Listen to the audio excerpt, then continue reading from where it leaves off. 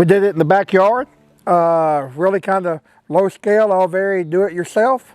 We had 1,000 people the first year. Kind of surprised as how many people came. Like one of those. With a handle. You like that? That's the size of your little head. You gonna put this one back today? And did one school tour. From there, it just grew and grew. Every year we added to it, and it grew to what it is today. Well, in 2006, we decided to incorporate the Leland cypress and start a Christmas tree operation. We attended several grower meetings, and all of the growers had incorporated a pumpkin patch. So we said, hey, let's try this.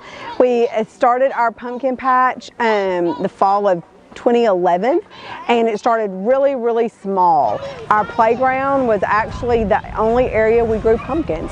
So it was an extremely small little venture, and we had about 6, 7 schools come out, little daycares, and it just took off from there. It was very successful. Milo Farms, when they bring people to their farm, it's bringing people through Hamburg, and they're stopping at our gas stations and getting gas, and they are sometimes shopping with our merchants here in town.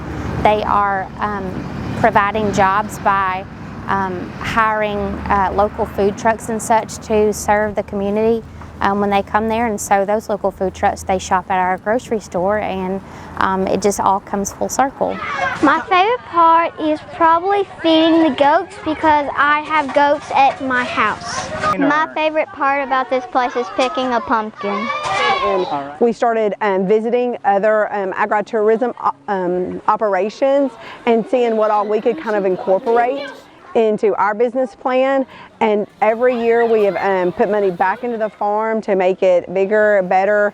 We added the small corn maze, we've added the sunflowers, we've added the zip line, we have more playground options for children, we've added the corn box.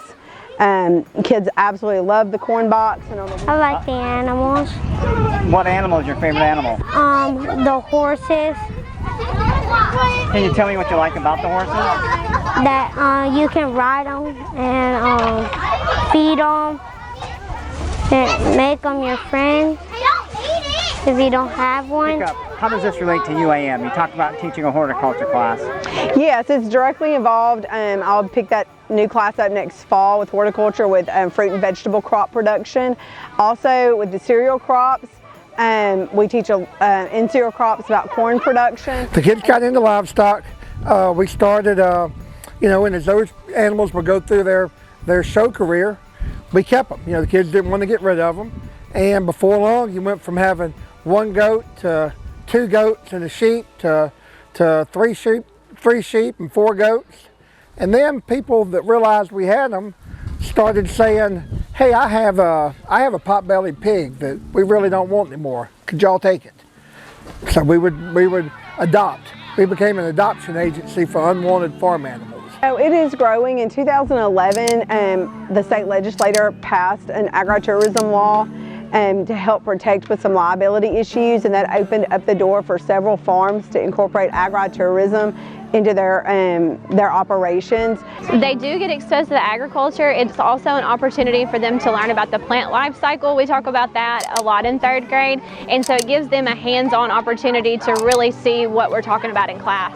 Listen, everybody say pollinate. Pollinate! Good job, that's what the bees do. So the bee flies inside the flower. Well, the pumpkin patch and the tree farm really need to exist together, because a lot of our same families come to the pumpkin patch and they're already looking and shopping for their tree. We've actually already had 2 or 3 families pick out their tree. It's a cool experience to be able to go out there and pick your Christmas tree, and so that is a family tradition for some, and they are willing to travel for that as well, because those are not just on every corner.